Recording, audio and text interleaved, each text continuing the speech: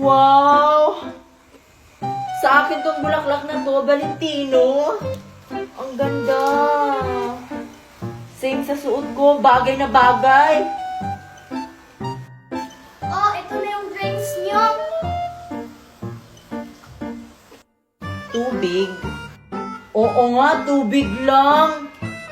Oh, mag-kiss na kayo. Di ba couple kayo? Ha? Kaming dalawa magkikiss? Ayaw ko, no? Mas lalong ayoko. Parang totoo na to, ha? Ayoko na nga nitong laro nating Valentine's. Yeah! Ew! Dapat hindi ako pumayag sa laro na to. Makaalis na nga. Si Queenie kayo nakaisip nito. Di ba, Sophia? Oo nga. Happy Valentine's Day! Excited na ako sa exchanging gift namin. Si Joshua yung nabunot ko. Sino kaya yung nakabunot sa akin? Ang swerte naman ng mabibigyan ko nito. Mamahalin pa naman to. Magagamit niya to kapag pinapawisan siya. Bagay to kay Nicole tong iririgalo ko sa kanya kasi mahilig siyang sumayaw at kumanta. Magagamit niya ito. Si Joshua yung nabunot ko. Ano kaya yung iririgalo ko sa kanya? Wala kasi akong naisip eh. Ay, alam ko na. Yung laruan ko na lang nandun sa bahay, hindi ko naman yung nagagamit. Hala, wala pa sila. Ako pa pala yung naunang dumating. Ay, si Nicole pa pala yung unang dumating. Ay, Nicole! Ay, Joshua, nandito ka na pala. Ang liit naman ng regalo mo. Sino pala yung nabunot mo? Mamaya pa malalaman, di ba, kapag kumpleto na tayo? Ay, oo nga pala. Wala pa pala si Marian at saka si Queenie. Ay, nandun na sila. Kaso wala pa si Queenie. Hindi naman ang regalo mo, Nicole. Hi guys! Hi, Marian! Hindi mo kasama si Queenie? Hindi. Hindi naman kami magkapitbahay ah. Bakit kayo wala pa si Queenie? Baka bumili pa yun ng regalo. Siguro. Kapag hindi pa dumating si Queenie, ngayong 10 a.m., magsimula na tayo mag-exchange gift. La, hindi naman ata yun pwede, Marian. Hindi pa tayo kompleto. Antayin na lang natin siya. Oo nga, magagalit yun sa atin kapag hindi natin siya inantay.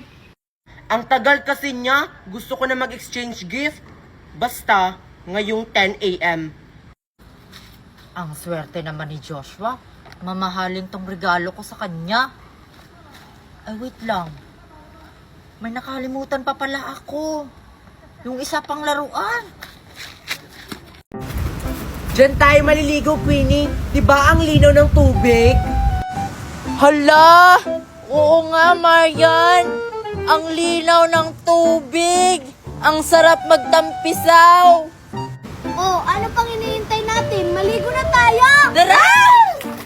Ah!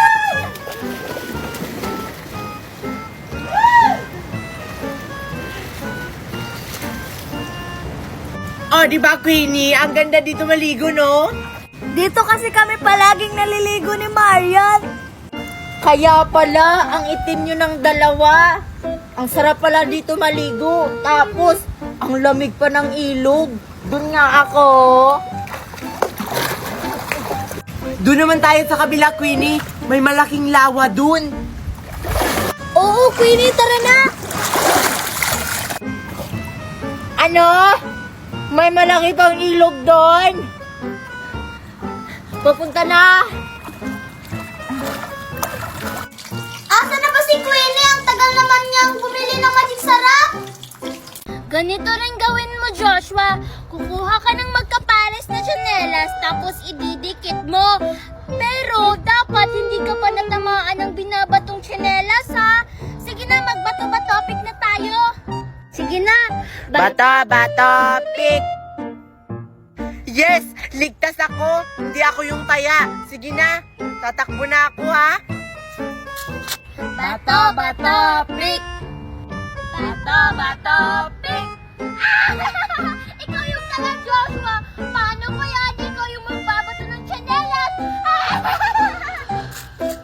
Ano ba yan? Ako yung taya. Sige, tumakbo na kayo. Isa. Ilan ba yung bibilangin? 3. Sige. 2. 3.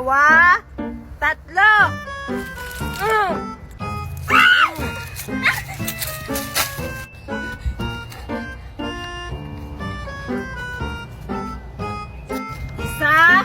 2. 3.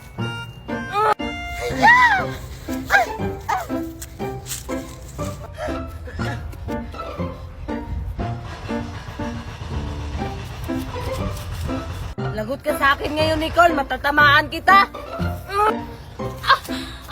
Maya! Natamaan na ako! Mami, bilan mo ako ng laruan sa mall, ah. O sige, basta laruan lang ha. At saka huwag ka malikot doon sa mall. Tara na nga. Okay. Hindi ko na gusto yung nangyari sa amin ng anak ko ngayon.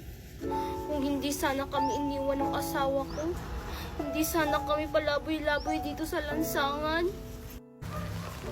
Gutom na ako. Kanina pa ako naghanap ng pagkain pero wala pa rin ako makita. Nag-alala na tuloy ako sa nanay ko. Gutom na rin yun. Ayoko nang kumain nito. Panis na. Kain. Panis na. Okay na to. Nasaan na ba yung anak ko? Nakahanap na kaya siya ng pagkain? Gutom na ako.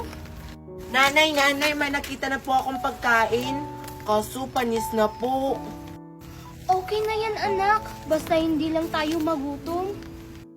Pasensya ka na talaga, Nay. Ito lang yung nakita ko na pagkain sa basurahan. Okay na to, anak. Oh, 2 pala to. O, sa'yo na tong isa.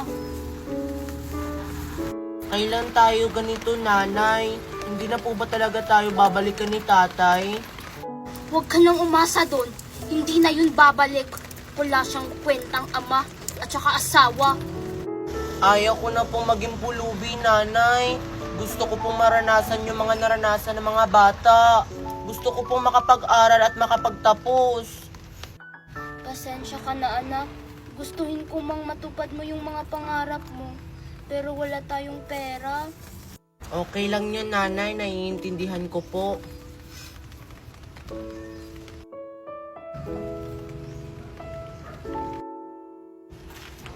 Thank you, Mami. Binili mo yung laruan na gusto ko. Peppa Pig. Walang anuman anak. Basta gusto mo, bibili ko talaga para sa'yo.